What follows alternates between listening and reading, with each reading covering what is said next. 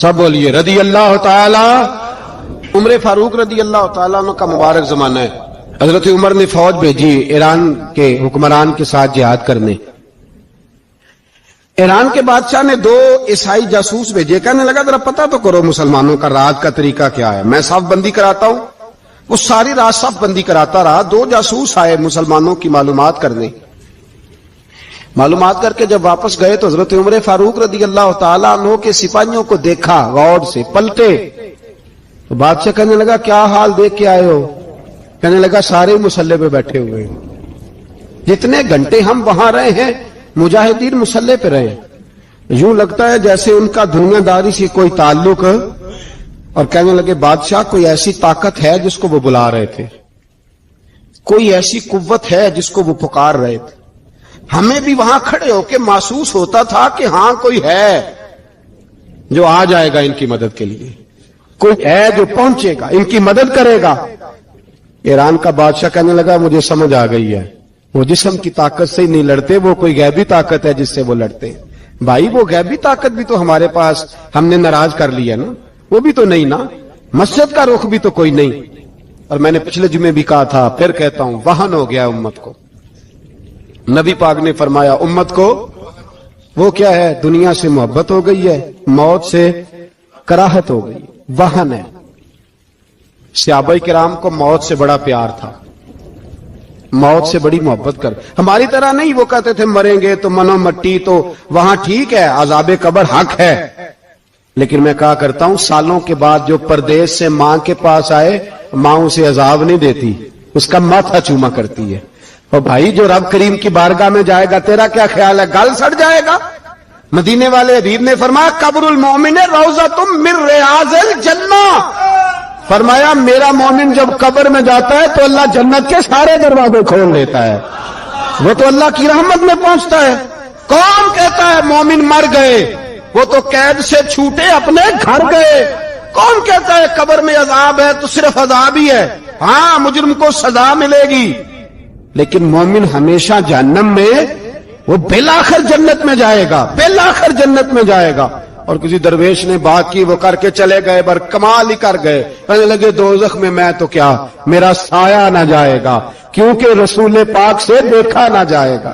نبی پاک سید عالم علیہ السلام کے غلام تو دیکھو نا، ساری زندگی عمر فاروق بخاری پڑھو تو صحیح، ساری زندگی عمر ہر نماز کے بعد کہتے تھے اللہم ارزقنا شہادت فی سبیلک، اللہ بسترے پہ موت نہ دینا، موت مجھے شہادت کی دینا۔ حضرت سیدنا مولا علی شیر خدا کرم اللہ تعالیٰ وجہ الکریم ساری زندگی کہتے رہے اللہ علی نے میدان میں عمر گزاری ہے، اسے شہادت کی موت عطا فرما۔ وہ بھائی یہ تو شہادتیں مانگنے والے۔ حضرت امام حسین میدان کربلا میں کھڑے تھے، شمر کہنے لگا حسین تیری چاروں جانب موت ہے، تو آپ فرمانے لگے تجھے ابھی ہمارا پتہ ہی نہیں، موت سے تو ہمارا پیار چلتا ہے۔ اور فرمایا یہ شہادت تو ہمارا پیچھا کرتی ہے، پہنچ جاتی ہے جہاں ہم ہوتے ہیں، موت سے ڈرا رہا ہے۔ مسلمان کا مرنے کو دل نہیں کرتا، ورنہ وہ اتنی بڑی کوٹھی میں کون رہے گا؟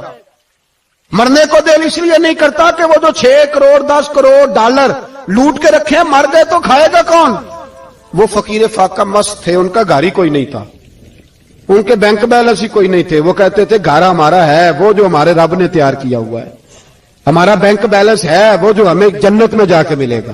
ان کا تو یہ کھاتا ہی کوئی نہیں تھا، اس لیے وہ شہادت کی۔ حضرت عمر بن جموع رضی اللہ تعالیٰ عنہ میدان احد میں 4 بیٹے لے کے آئے۔ کتنے بیٹے؟ بول کے بتائے۔ 4 بیٹے لے کے عمر بن جموع آئے، اور خود ایک ٹانگ سے لنگڑے سے آبی ہیں، ٹانگ چھوٹی ہے، حضور کے سامنے کھڑے ہوئے کہا محبوبہ میرے 4 ہی تھے، میں 4 لے آیا ہوں، قبول کر لیں۔ تو حضور نے فرمایا تو کیوں تلوار اوڑے آیا ہے، یہ تو نے کیوں گلے میں اسلحہ ڈالا ہوا ہے؟ کہا یا رسول اللہ میں نے بھی تو جانا ہے نا۔ تو حضور نے فرمایا 4 بیٹے جو ہیں۔ تو حضرت عمر بن جموع نے بات کی، صحابہ کہتے ہیں ہم لبوں سے مسکرا رہے تھے، آنکھوں سے رو رہے تھے، کیا عجیب انداز ہے۔ حضور نے فرمایا عمر 4 بیٹے جو آ گئے تو رہنے دے۔ حضرت عمر رو پڑے، کہنے لگے محبوبہ کیا لنگڑے جنت میں نہیں جائیں گے؟ کیا حضور میں لنگڑا ہوں تو میرے لیے جنت کوئی نہیں؟ میرے حبیب پاک سید عالم صلی اللہ علیہ وسلم نے فرمایا عمر تو ضرور جنت میں جائے گا۔ کہا محبوبہ پھر بچے بعد میں جائیں گے، میں پہلے میدان میں جاؤں گا۔ ایک بی بی 4 بیٹے لے کے آئی احد میں، کہا محبوبہ کل کمائی تھی میں لے آئی ہوں, میرے پاس کوئی اور شے ہوتی تو میں بچا کے نہ رکھتی, بیٹے دے کے نا حاضری لگوا کے تو واپس دروازے پہ لے گئی. تو حضرت سیدنا عبداللہ ابن عمر فرماتے ہیں بی بی بول رہی تھی تو میرا جذبہ جہاد بڑھ رہا تھا, اپنے بیٹوں کو کہنے لگی میں تمہیں حضور کے پاس چھوڑ کے جا رہی ہوں, جب تم میدان میں گرو گے تو میں تمہیں دیکھنے آؤں گی, دیکھنا تمہاری پشت پہ کوئی زخم نظر نہ آئے, اتنے تیر کھانے ہوئے سینے پہ کھانا, اتنے تلواروں کے نیزوں کے زخم برداشت کرنے ہوئے یہاں کھانا, پشت پہ زخم نظر نہ آئے. حضرت عبداللہ ابن عمر فرماتے ہو بی بی کی گفتگو میرا جذبہ جہاد بڑھا رہی تھی. ایک بی بی 3 سال کا 4 سال کا بیٹا لیے رو رہی ہے, احد کا دن ہے, سہیلیاں پوچھتی ہیں تو کیوں روتی ہے؟ وہ کہتی ہے دیکھو میرا خاوند بھی بدر میں شہید ہو گیا, بھائی اور باپ بھی, دل کرتا ہے کوئی جوان بیٹا ہوتا تو آج مصطفیٰ کے ساتھ اسے ہی بھیج دیتی, کوئی جوان میرے پاس ہے ہی 3 سال کا تو کیا کروں, 3-4 سال کا بچہ کیا کرے گا, پتہ نہیں کیا دلیل آئی. اچانک اٹھی, بیٹے کو سینے سے لگایا, کپڑا ڈالا, مسجد نبوی پہنچ گئی. حضرت بلال کہتے ہیں مجھے ملی, کہنے لگی بلال مجھے پتہ ہے حضور تیاری کرا رہے ہیں جنگ کی, پر 2 منٹ اگر میری ملاقات ہو جائے. بلال حبشی کہنے لگے حضور ہم ایک بی بی ضد کر رہی ہے. حضور باہر آئے, کہنے لگی حضور میں فلاں کی بیٹی, فلاں کی بہن, فلاں کی بیوہ ہوں, میں نے بدر میں 3 شہید دیے ہیں, اب میرے پاس یہ 3 سال کا لال ہی بچا ہے, بڑا فخر ہے میرا, لوگ مجھے شہید کی بیوہ, شہید کی بیٹی, شہید کی بہن کرتے, دل کرتا ہے شہید کی اماں بھی کہیں جاؤں تو میرا بیٹا لے لیں. سیدنا بلال کہتے ہیں حضور مسکرائے, کہنے لگے یہ 3 سال کا نونہال کیا کرے گا؟ کہتے ہیں اماں کا عجیب جذبہ ہے. کہنے لگی محبوبہ سنا ہے اسلحہ بھی تھوڑا ہی ہے, ڈھالیں زیادہ کوئی نہیں, میرا بیٹا ساتھ رکھ لیں, جب آپ کی طرف کوئی تیر آیا نا تو میرا بیٹا ڈھال کے اس کو ڈھال بنا کے آگے کر دینا. محبوبہ ڈھال تو بانی سکتا ہے نا. حضرت بلال فرماتے ہیں مصطفیٰ کریم نے فرمایا جا میں نے قبول کیا, قیامت کے دن بیٹا گھر لے جا, جب تیرا نام پکارا جائے گا تو شہید کی اماں کہہ کے پکارا جائے گا, جا تو گھر لے جا. کہتے ہیں چلتے چلتے ایک غریبنی اور آ گئی, اتنی سی اٹی بان کی, اتنی سی. بلال حضور سے ملاقات ہو جائے گی, نبی پاک آ گئے, کہا محبوبہ یہ غلبہ اسلام میں میرا بھی حصہ ڈال لے. حضور نے فرمایا یہ کیا ہے؟ کہنے لگی حضور خاوند فوت ہو گیا, اولاد اللہ نے بے نیازی سے دی نہیں, سویرے چرخہ کاٹ کے رزق حلال کھاتی ہوں, میرے پاس نا یہ اتنا سا بان ہے, ایک گھوڑے کی لگام بن جائے گی. محبوبہ حصہ تو ڈال جائے گا نا دین کے لیے, میری قبولیت ہو جائے گی. میرے حبیب نے ہاتھ اٹھائے اور دعا مانگی, کہے اللہ جتنا تو میدان کے مجاہدوں کو اجر عطا فرمائے اتنا اس غریبنی کو بھی عطا فرمانا. حضرت عمر فاروق رضی اللہ تعالیٰ عنہ رات کا وقت چہرے پہ نقاب ڈال کے گلی میں گھوم رہے تھے. میں بھی گلی میں نکلتا ہوں, آپ بھی نکلتے ہیں, لیکن مقصود یہ ہے کہ ذرا پتہ کریں باہر کی ہوا کیسی ہے. مقصود یہ ہے کہ پتہ کریں کہ آج برگر کس دکان کا اچھا ہے, معلومات کریں کہ محلے کی سیاست کس رخ جا رہی ہے. وہ بھی نکلتے تھے, لیکن مقصود یہ نہیں تھا. مقصد سمجھ گئے تھے نا, وہ اس لیے نکلتے تھے کہ پتہ کروں کوئی دکھی تو نہیں, کوئی تکلیف میں تو نہیں, کوئی آزمائش میں تو نہیں. دیکھیں نا کام وہی ہے, میں بھی کرتا ہوں, آپ بھی کرتے ہیں, ساری دنیا کرتی, لیکن وہ ایکم احسن عملا, کردار کس کا ستھرا ہے, ذہن کس کا اونچا ہے, ذوق کس کا بڑا ہے. زندگی وہ بھی بتا گئے, ہم بھی گزار رہے ہیں, لیکن وہی کمزور باتیں اور وہی روایتی گفتگو اور وہی لب و لہجہ اور وہی دنیا داری کے مخصوص سی ہماری گفتگو, فلاں کیا کر رہا ہے, کہاں پہنچ گیا. اگر پیسے کسی نے نہیں کمائے تو کہاں نکھٹو ہے تب نہیں کمائے, اور اگر زیادہ کما لیا تو کہنے لگے 1 نمبر طریقے سے تو نہیں کمائے جا سکتے. یہ کوئی غلط رستہ گفتگو ہے بس, نشستن گفتن برخاستن. تو اعلیٰ کام اعلیٰ کردار ان لوگوں, حضرت عمر گزر رہے تھے تو غلام ساتھ تھا. ایک شخص کو دیکھا کہ مدینے کے باہر خیمہ لگایا ہوا ہے, بھئی خیریت ہے, یہاں خیمہ کو لگایا؟ کہنے لگا امیر المومنین سے ملنے آیا ہوں, رات ہو گئی تھی تو سوچا یہیں قیام کر لیتا ہوں, صبح ان سے ملوں گا. تو فرمایا اندر کسی کے درد سے کراہنے کی آواز آتی ہے, کہنے لگا میری بیوی ہے اور بچے کی ولادت کا وقت آ گیا، تکلیف میں۔ حضرت عمر دوڑے گھر گئے، اپنی اہلیہ سے کہنے لگے نیکی کمانے کا ارادہ ہے؟ اس نے کہا ہے۔ مقصد سمجھ گئے تھے نا وہ لوگ، بالکل ہے۔ فرمایا جو ضرورت کی چیزیں ولادت کے وقت ہوتی ہیں لے لے، کچھ گھی لے لیا، کچھ چنے لے لیے، کچھ ضرورت کی چیزیں لے لی، خاتون کو ساتھ لیا۔ یہ خاتون اول کی بات کر رہا ہوں میں خاتون اول کی بات کر رہا ہوں۔ حضرت فاروق اعظم رضی اللہ تعالیٰ عنہ امیر المومنین ہے۔ حضرت عمر نے اپنی اہلیہ کو ساتھ لیا، جہاں وہ شخص تھا وہاں آئے، اہلیہ نے حضرت عمر کے ذمہ کام لگایا، آگ جلا لیں، یہ تیل لے لیں، فلاں فلاں چیز گھی میں ڈالنے، بنانی شروع کر دیں۔ فاروق اعظم نے ہاتھ کے اندر پکڑا ہوا برتن، چمچا، ڈوئی بھی آخ لی دے، پنجابی ہے نا ہم، تو وہ کام کر رہے ہیں، چلا رہے ہیں، آگ جلا رہے ہیں، خاتون اندر ڈیوٹی کر رہی۔ تو وہ شخص جو تھا نا جس کی بیوی تھی، وہ کہتا ہے میں 2-3 دفعہ کا غلام ادھر آ، فلانی چیز بتا۔ میرے ذہن میں یہ تھا کہ امیر المومنین نے کو بندہ کھڑا کیا آنے جانے والے مسافروں کا خیال کرے۔ میرے ذہن 2-4 دفعہ میں نے اپنے لفظوں میں بات بھی کہہ دی، لیکن جب اندر میرے بچے کی ولادت ہوئی تو اندر سے میری بیوی بولی اور حضرت عمر کی اہلیہ بولی اور بول کے کہنے لگی امیر المومنین مبارک ہو، آپ کے دوست کو رب نے بیٹا دیا ہے۔ وہ شخص کہتا ہے میں باہر کھڑا تھا، وجود تڑپ گیا، آنکھیں برس پڑی، کبھی نہیں رویا تھا پر کیفیت عجیب بن گئی، کوئی تقریر نہیں سنائی، کوئی اعلیٰ شعر نہیں انہوں نے پڑھا، میں نے جوں لے کر ان کے سر سے پاؤں تک دیکھا، میں نے کہا یہ وہی شخص ہے جس کا نام لے تو کیسر و کسرا کانپ جاتے ہیں، یہ وہی شخص ہے۔ میں نے جمعے میں کہا تھا کہ روب کپڑوں کا نہیں ہوتا، روب تو دیانتداری کا ہوتا ہے۔ ہاں بڑا مال کما کے لوگوں نے بنائی ہوتی ہے کار کوٹھی، تو بندے کھڑے ہو کے کہہ دیتے ہیں 2 نمبر طریقے سے آیا ہے، اور 13ویں-14ویں گریڈ کا ملازم ہو تو اس کے سامنے بہت بڑا افسر ڈر رہا ہوتا ہے یار بندہ دیانتدار ہے، یہ رشوت نہیں لیتا، سفارش نہیں مانتا، یہ میرٹ پہ کام کرتا ہے۔ تو روب تو آپ کی دیانتداری کا ہے، آپ کی سچائی کا ہے۔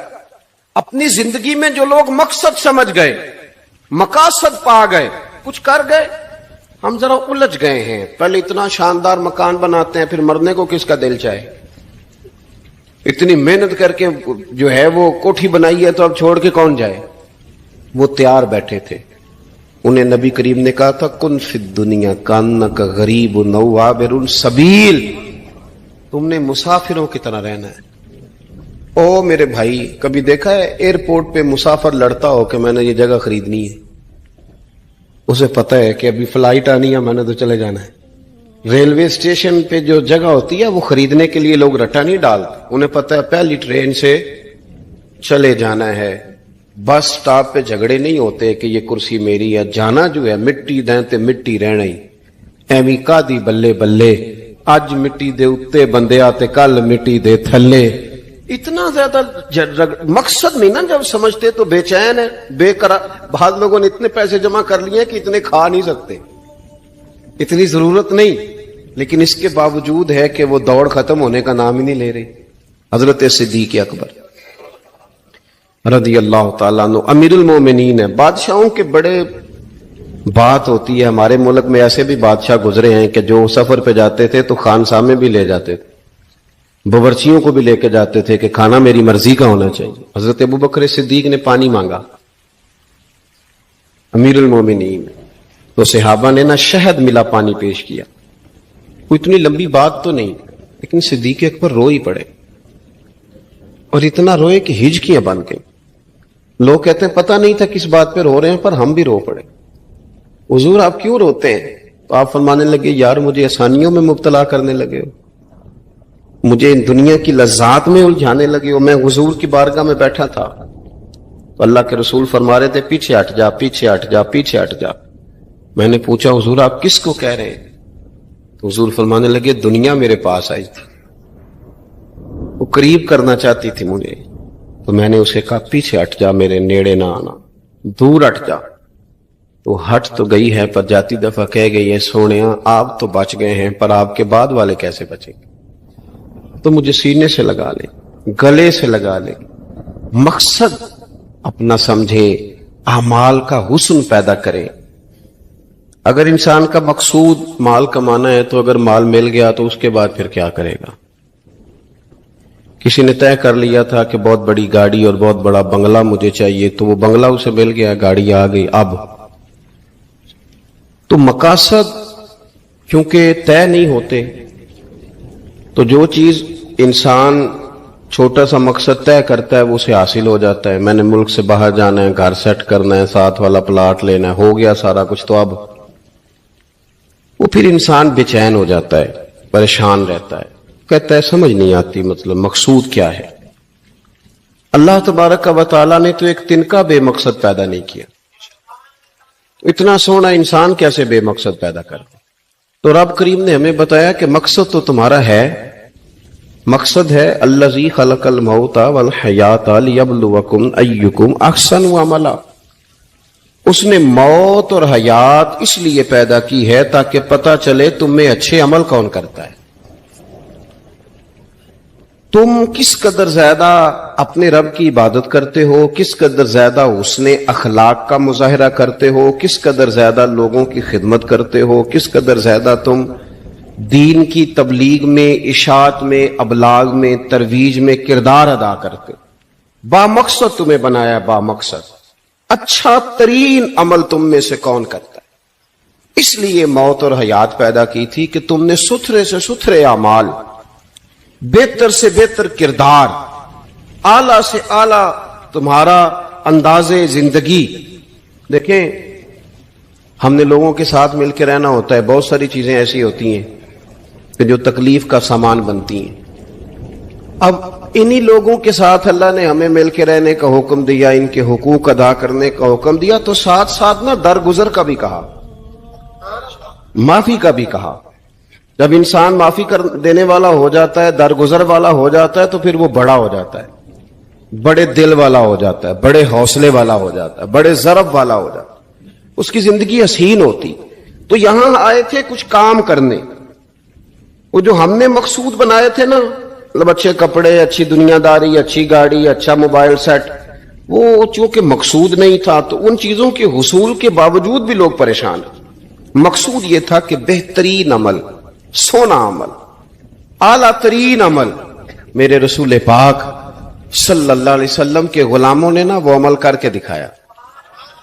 اعلیٰ ترین مزاج رکھتے تھے اور اعلیٰ ترین خدمت، یعنی لوگ ان کا کردار دیکھ کے نا، کردار اور عمل دیکھ کے، ہم تو لمبی تقریریں کرتے ہیں، باتیں کرتے ہیں، بڑا کچھ بتانا پڑتا ہے، لیکن وہ بس تھوڑا سا نا لوگ ان کے پاس اٹھتے بیٹھتے تھے، آتے جاتے تھے.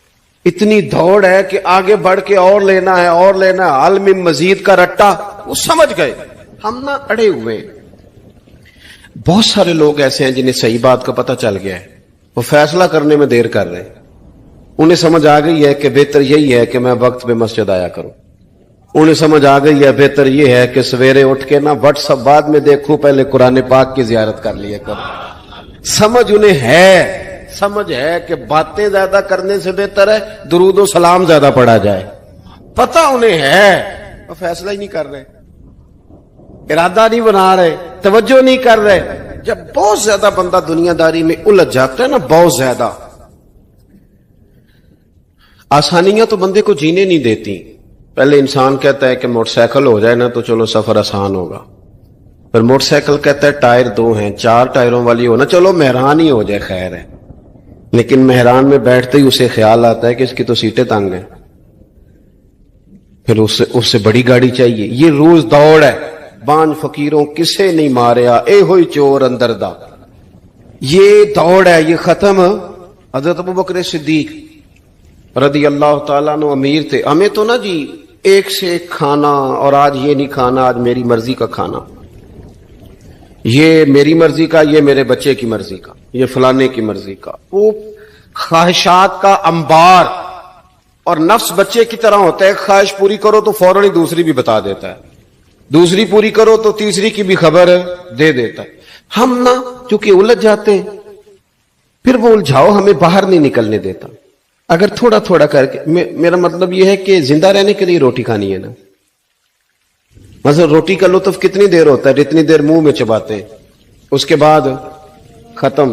تو کپڑا تو پہننا تھا بدن چھپانے کے لیے، اس میں وہ کدھر سے آ گئی ساری کہانیاں جو آج بن گئی. اور اتنے میں نے عجیب و غریب نظام دیکھا ہے کہ نوجوان ہے، اچھا بھلا سیانا آدمی، کپڑے اس نے تازے سلوائے ہیں اور 99 لوگوں نے کہا صحیح لگ رہا ہے، تو صرف ایک نے کہا نہیں ٹھیک لگ رہا. وہ پریشان ہو جاتا ہے، کہتے بھی اس کا کچھ کروں. کیوں؟ اس لیے کہ یہی سارا مقصود سمجھ لیا ہے، کپڑے پہننا، اسی میں الجھ جانا. میں اکثر دوستوں سے کہتا ہوں، میں خود کسی دوسرے کی بات نہیں کرتا، بہت زیادہ عمر نہیں میری، میں خود جایا کرتا تھا. شادی کوئی آ گئی تو 2-3 دن پہلے ابا جی کہتے تھے پرانے جوتے کچھ گنڈوا لا، کچھ پالش کرا لا، توڑے میں ڈال کے جانا موچی کے پاس، اس نے کچھ سیٹ کر دینے. اب کہاں رہ گیا جی یہ کام؟ چھٹی نہیں ہو گئی. اب کون سا ایسا سلسلہ ہے؟ وہ جو کہیں سے کپڑا تھوڑا پھٹ جاتا تھا نا تو اماں اس کو اس طرح پیوند کراتی تھی کہ ڈیزائن بھی بن جاتا تھا اور کام بھی چل جاتا. کدھر گیا وہ دور؟ لیکن تکلیف دیکھ لیں آج پہلے سے زیادہ ہے، لڑائی پہلے سے زیادہ ہے، آزمائش پہلے سے زیادہ ہے. کیوں؟ جتنی بھی خواہشات آپ بڑھاتے جائیں گے نا مقصد فوت ہوتا جائے گا. جتنی بھی مقصود سفر کرنا ہے، گاڑی دکھانا تو مقصود نہیں نا، لیکن ہمیں وہ والی گاڑی چاہیے کہ لوگ ایک دفعہ انگلی منہ میں ڈالیں کہ وہ اس گاڑی پہ بیٹھا ہوا ہے. ہم مقصد سے پیچھے ہٹیں گے جب پھر تکلیف میں آئیں گے، پھر آزمائش.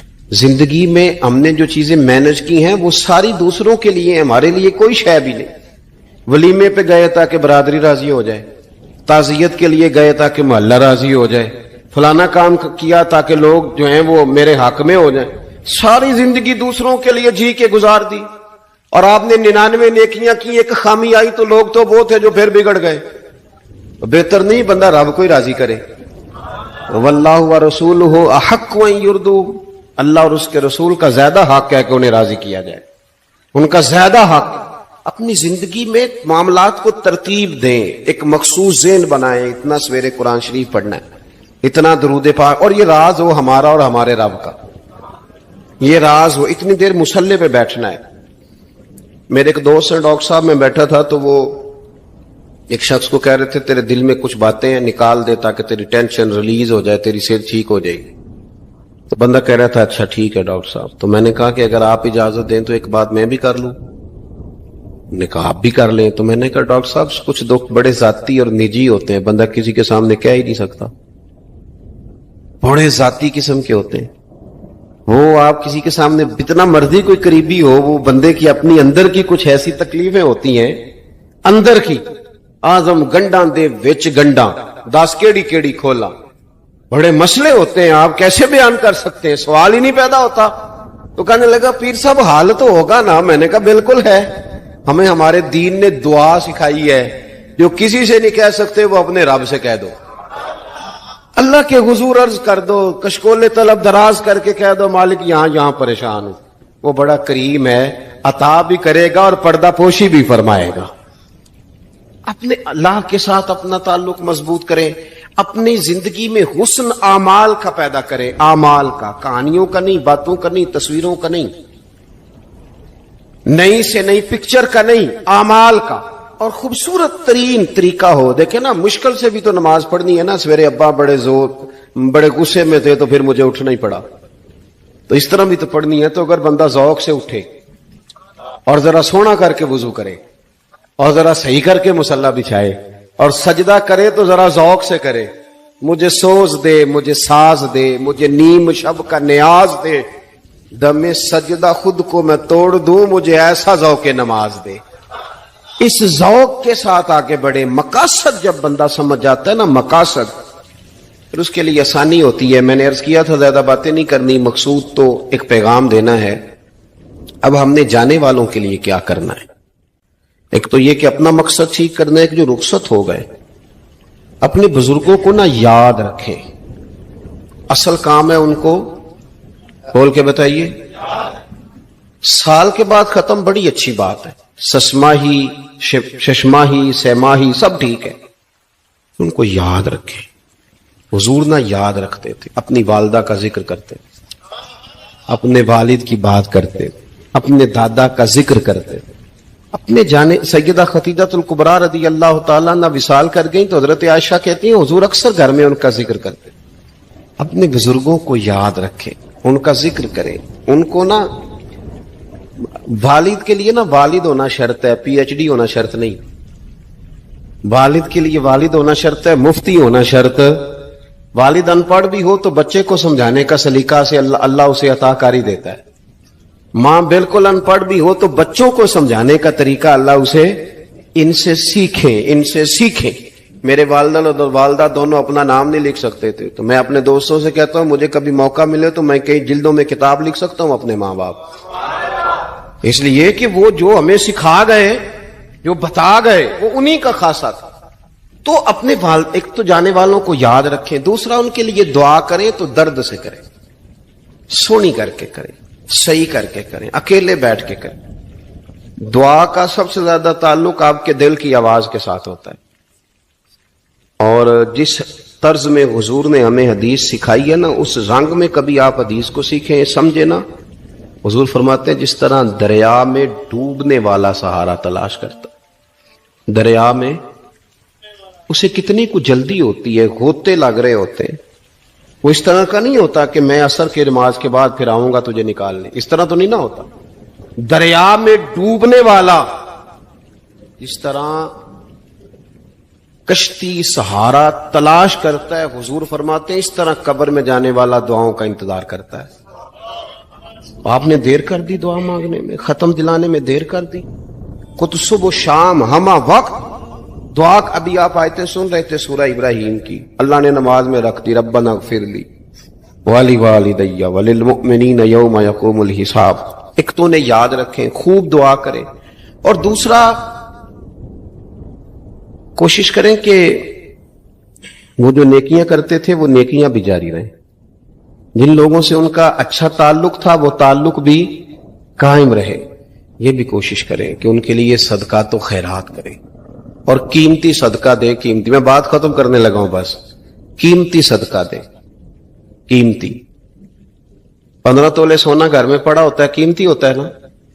کبھی کسی نے چوک میں بتایا کہ آج 15 تولے سونا میرے گھر میں پڑا ہے؟ بولو نا، لگتا ہے تو 10 چھڑنا ہے. اگر گھر میں 50 لاکھ روپے کیش پڑا ہو تو چوک میں گلی میں آ کے آپ بات کریں کہ گھر میں پیسے پڑے ہیں؟ کیوں؟ کہ وہ قیمتی ہیں، کوئی لے نہ لے. تو یہ جو 5000 مسجد دیکھ کے سارے محلے کو بتاتے ہو یہ بھی صدقہ تھا، یہ بڑا قیمتی چیز تھی. یہ بتانے والا نہیں تھا، یہ تو نیکی تو قیمتی تھی. قیمتی چیز جو ہوتی ہے وہ تو چھپائی جاتی ہے کہ بتائی جاتی ہے.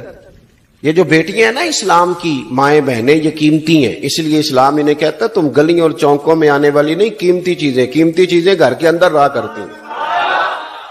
تم قیمتی چیزیں ہو، تمہارا وجود قیمتی ہے. تم کبھی ماں ہو، کبھی بیٹی ہو، کبھی بہن ہو، کبھی بیوی ہو، قیمتی ہو.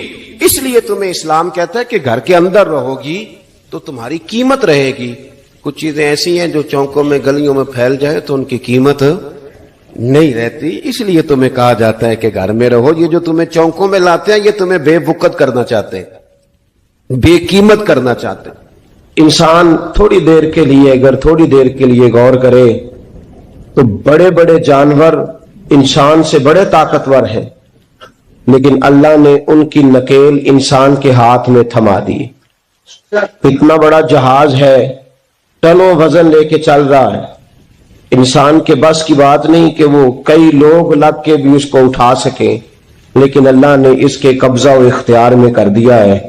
فرمایا هو الذی خلق لکم ما فی الارض جمیعا، زمین میں جو کچھ ہے سارا تیرے لیے بنایا ہے، آسمان میں جو ہے سارا تیرے لیے بنایا ہے.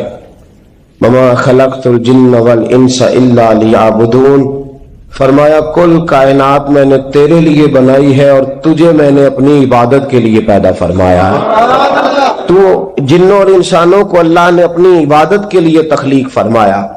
مقصد زندگی، مقصد تخلیق، دنیا میں آنے کا مقصد اولین اور مقصد آخری اللہ کی عبادت، اللہ کی معرفت، اللہ کی طرف توجہ، اللہ کی طرف رجوع.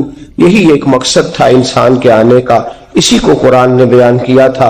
اپنے اپنے مقاصد. درود شریف پڑھنے والوں سے بلند صلاۃ و سلام علیک یا سید یا رسول اللہ. اپنے اپنے مقاصد، اپنے اپنے معاملات کو ہم نے ترتیب دے لیا ہے. صبح سے شام تک کے معاملات سارے کے سارے ہمارے ذاتی، نجی، اور ہمارے اپنے بنائے ہوئے مقاصد کے تحت گزر رہے ہیں. حالانکہ رب کریم نے فرمایا کہ انسان میں نے تجھے اپنی عبادت کے لیے بنایا ہے, اپنے لیے تجھے بنایا ہے, تو میری بارگاہ میں سجدہ ریز ہو, تو میری بارگاہ کی طرف توجہ کرے, تو میرے لیے تسبیح پڑھے, تو تحلیل کے جملے بولے, تو تکبیر کہے, تو میرے محبوب پہ نازل ہونے والے قرآن کی تلاوت کرے. تجھے تو اس لیے بنایا تھا. عبادت کا معنی یاد رکھیے گا, عبادت کا معنی فقط نماز پڑھنا نہیں, عبادت کا معنی صرف نماز پڑھنا نہیں. نماز عبادت کا ایک جز ہے, نماز عبادت کا ایک حصہ ہے.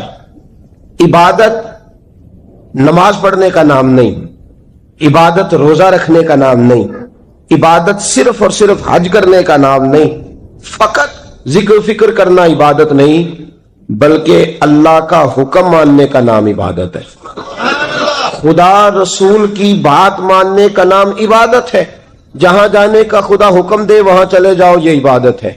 جہاں جانے سے منع کر دے وہاں کبھی نہ جاؤ, یہ عبادت ہے. اگر نماز پڑھنے کا نام عبادت ہوتا تو پھر فجر کی فجر کے وقت کیوں پڑھنی پڑتی, پھر ظہر میں ہی کیوں فرض ہوتی, پھر عصر کا وقت مغرب میں جا کے کیوں نہ شروع کیا جاتا, پھر انسان کی مرضی تھی جب پڑھ لیتا. فرمایا نہیں, عبادت میری ہے, اصل میری اطاعت ہے. میں جب کہوں کہ یہ فجر کا وقت ہے تو تجھے فجر مان کے پڑھنا, جب کہوں ظہر کا وقت ہے تو ظہر مان کے. ہم نے عبادت کو مخصوص کر دیا. مسجد میں چلے جانا, نفل پڑھ لینا, کچھ دیر قرآن شریف پڑھ لینا, کچھ دیر اللہ کی عبادت کر لینا, کچھ دیر ذکر اذکار کر لینا, اس کا نام عبادت ہے. اور باہر نکل کے بے شک جھوٹ بولے, باہر نکل کے بے شک غیبت کرے, باہر نکلے اور کم تولے, باہر نکلے اور اپنی من مرضی کرے, تو یہ عبادت نہیں. اس لیے کہ ہم اس خدا کے ماننے والے ہیں جو صرف مسجد میں نہیں ہوتا بلکہ جلوہ تیری ذات کا کو بکو ہے. میں جدھر دیکھتا ہوں ادھر تو ہی تو ہے. ہمارا خدا صرف مسجد میں نہیں ہے, اللہ ہر جگہ ہے. جے میں تینوں اندر جانا پھر مقید جانا, جے میں تینوں باہر سمجھا اندر کون سمانا. اندر بھی تو ہے باہر بھی تو ہے, وچ بلا کون نمانا. اصل بات یہ ہے کہ جب خدا ہر جگہ ہے تو اللہ تبارک و تعالیٰ کا حکم ہر جگہ ماننا ہے, ہر جگہ اطاعت کرنی ہے, ہر لحاظ سے. رب کی بات ماننے کا نام عبادت ہے. اللہ کی, اس کے رسول الپاک صلی اللہ علیہ وسلم کی بات ماننے کا نام, توجہ ہے آپ کی میری بات پہ, عبادت کا مفہوم سمجھیے گا, عبادت کا مفہوم سمجھیے گا. ہمارا وہ دین نہیں جو پنڈتوں جوگیوں راہبوں کا مذہب ہے کہ جنگلوں میں نکل جاؤ تسبیح لے لو, میں کھٹکتا ہوں دل عالم میں کانٹے کی طرح اور تو فقط اللہ اللہ اللہ. یہ مذہب نہیں. ہمارا دین کہتا ہے مسجد میں بیٹھ کے جو ذکر کرے گا اسے بھی ثواب ملے گا, اور جو محنت کر کے کما کے بچوں کو کھلائے گا اسے بھی ثواب ملے گا. ہمارا دین یہ کہتا ہے جو مسجد میں بیٹھ کے قرآن پڑھے گا اسے بھی ثواب ملے گا, اور جو گلی میں پڑا ہوا کانٹا اٹھا دے گا اسے بھی اللہ اجر عطا فرمائے گا. اللہ کا حکم ماننا, اللہ کا حکم ماننے کا نام عبادت. محمود غزنوی کے پاس ہیرا ہے. محمود غزنوی کے بڑے غلام تھے تو ایک بڑا پیارا تھا اسے, آپ جانتے ہیں اس کا نام کیا تھا؟ ایاز. محمود غزنوی کو بڑا تو حسد شروع ہو جاتا ہے ہر جگہ, اللہ ماشاءاللہ. لوگ کہنے لگے بادشاہ ہر وقت اسی کو پیار کرتا رہتا ہے, ہر وقت اسی کی طرف توجہ کرتا رہتا ہے. بادشاہ نے ایک دن آزمانا چاہا, اتنا ہیرا تھا, موٹا ہیرا بادشاہ کے پاس. بادشاہ نے ایک وزیر صاحب کو بلایا, کہا یہ اینٹ پکڑو, ہیرے پہ مارو, اسے توڑ دو. کہنے لگا بادشاہ بات تیری ٹھیک ہے پر بڑا قیمتی ہیرا ہے, کیوں تڑوا رہے ہیں آپ؟ مال خزانہ میں رکھ دیں, کام آئے گا, کسی نہ کسی جگہ پہ استعمال ہو جائے گا, آپ کیوں اس کو تڑوانے کی ضد کر رہے ہیں؟ بادشاہ سلامت نے کہا اچھا تم نے ٹھیک مشورہ دیا, میں ہی جذبات میں آ گیا تھا. ایک دوسرے آدمی کو بلایا, اس کو کہا یہ ہیرا توڑنا ہے. اس نے کہا بادشاہ مجھے لگتا ہے پوری دنیا میں اتنا موٹا ہیرا تیرے پاس ہے, کسی اور کے پاس نہیں ہوگا. یہ توڑنے کی چیز نہیں, تجوری میں سنبھالنے کی چیز ہے, اسے سنبھال کے رکھ. تیسرے کو بلایا, چوتھے کو بلایا, جس کو بھی بلاتا رہا وہ بادشاہ کو سمجھاتا رہا, جس کو بلایا بادشاہ کو سمجھایا. ایاز کی باری آئی, کہا ایاز ادھر آ. توجہ ہے آپ کی؟ ایاز ادھر آ، یہ ہیرا تو توڑ دے. اس نے اینٹ پکڑی، زور سے ماری، ہیرا توڑ دیا. بادشاہ کہنے لگا بڑا بیوقوف ہے بھئی تو، یہ سارے میرے خیر خواہ تھے، مجھے سمجھاتے رہے اور تو نے خیال ہی نہیں کیا. میں بیوقوف تھا تو تو بھی ساتھ ہو گیا، توڑ ہی دیا. کہنے لگا بادشاہ غلطی ہو گئی، مجھ سے غلطی ہو گئی، مجھے نہیں توڑنا چاہیے. اس نے کہا اچھا چل چھوڑ، ایک بات بتا، تیرے سامنے جو سب مجھے مشورے دے رہے تھے تو تو نے کیوں نہیں دیا؟ میں نے تجھے کہا توڑ دے. کیا لفظ ایاز نے کہے، کمال کر دی. کہنے لگا بادشاہ میرے دل میں خیال آیا ہیرا ٹوٹتا ہے تو ٹوٹ جائے، میرے بادشاہ کا حکم نہیں ٹوٹنا چاہیے. یہ ٹوٹتا ہے تو ٹوٹ جائے، یہ کرچی کرچی ہوتا ہے تو ہو جائے، خزانہ خالی ہوتا ہے تو ہو جائے، لیکن میرے مالک کا حکم نہیں ٹوٹنا چاہیے. بادشاہ میں ہر چیز توڑ دوں گا پر میں تیرا حکم نہیں توڑ سکتا. بس دوستو یہی عبادت ہے، بلا مثال و بلا تشبیہ بات سمجھیے گا. جس نے خدا کا حکم توڑ دیا اس نے عبادت نہیں کی، اور جس نے خدا کا حکم اچھا آؤ نماز کے لیے. دکان کا وقت ہے، گاہک بھی زیادہ آ گئے ہیں، رش پڑ گیا ہے، اب تھوڑا وقت مشکل ہو جائے گا، ذرا تھوڑی دیر میں پڑھ لوں گا. ہیرا ٹوٹتا ہے تو ٹوٹ جائے، گاہک آنے کا سلسلہ ٹوٹتا ہے تو ٹوٹ جائے، روزی آنے کا سلسلہ ٹوٹتا ہے تو ٹوٹ جائے. مسلمانوں خدا کا حکم نہیں ٹوٹنا چاہیے، رسول اللہ کا فرمان نہیں ٹوٹنا چاہیے. میرے رسول پاک صلی اللہ تعالی علیہ وسلم کا اقبال نے کیا کہا؟ کہنے لگا اے طائر لاہوتی، اس رزق سے موت اچھی جس رزق سے آتی ہو پرواز میں کوتاہی. کہا خدا کا حکم نہ توڑ بیٹھنا. اور عبادت بھی جس کو اللہ کہہ دے وہ عبادت ہے. ایک بندہ زوال کے وقت نماز پڑھنے کھڑا ہو جائے تو ہو جائے گی؟ کیوں؟ نماز نہیں پڑھ رہا. اچھا میں آپ کو روایت سناتا ہوں. شیر خدا مولا کائنات حضرت علی مرتضی رضی اللہ تعالیٰ عنہ فرماتے رسول پاک صلی اللہ علیہ وسلم نے ہمیں منع فرمایا جب عید الفطر کا دن ہو یا عید الاضحیٰ کا دن ہو تو تم نے کیا کرنا ہے؟ فجر کی نماز پڑھنی ہے، اس کے بعد اشراق چاشت نہیں پڑھنی، فجر سے لے کر عید کی نماز تک درمیان میں کوئی نماز نہ پڑھنا. جب عید کی نماز ہو چکے پھر تمہیں اجازت ہے جتنے مرضی نفل پڑھو، لیکن فجر سے لے کر عید تک تم کوئی اور نماز نفل درمیان میں نہ پڑھنا. حضرت علی المرتضی شیر خدا کا زمانہ ہے، عید کا اعلان ہو گیا، عیدگاہ میں لوگ کٹھے ہو رہے ہیں. ایک شخص دوڑا دوڑا آیا، اس نے آ کے نماز کی نیت باندھ لی. سمجھو ہے آپ کی؟ میں نے کہا عبادت ہے خدا کا حکم ماننے کا نام.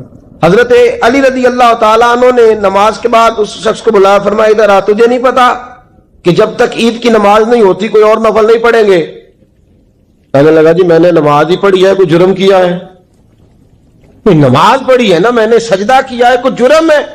حضرت علی نے تلوار نکال لی، فرمایا جو مصطفیٰ کی سنت توڑ کے نفل بھی پڑھے گا میں اس کا بھی سر قلم کر دوں گا، جو رسول پاک کے حکم کے خلاف عبادت بھی کرے گا اس کو بھی قتل کر دیا جائے گا. توبہ کر. یاد رکھیے گا عبادت خدا رسول کی بات ماننے کا نام ہے. آپ سویرے 8 بجے اٹھ کے کھڑے ہو جائے کہ میں نے تو فجر پڑھنی ہے، فجر کا وقت 8 بجے نہیں ہوتا، وہ گزر گئی 4 بجے، 4:15 بجے ہو چکا. ایک شخص شام 7 بجے کھڑا ہو جائے کہے جی میں تو ظہر کی نماز 7 بجے پڑھا کروں گا. یہ کیسے ممکن ہے؟ اس کا وقت تو 2 بجے کے راؤنڈ اباؤٹ ہے، تجھے اسی وقت ادا کرنی. یاد رکھیے گا عزیز ساتھیو، عبادت اللہ کا حکم ماننے کا نام ہے، لیکن عبادت کی بہت بڑی جو ایک رکن ہے، عبادت کا بہت بڑا جو ایک جز ہے وہ نماز پڑھنا ہے، بہت بڑا جز. حضرت محمد بن ابی بکر حضرت صدیق اکبر کے صاحبزادے رضی اللہ تعالیٰ عنہ کیا فرماتے ہیں؟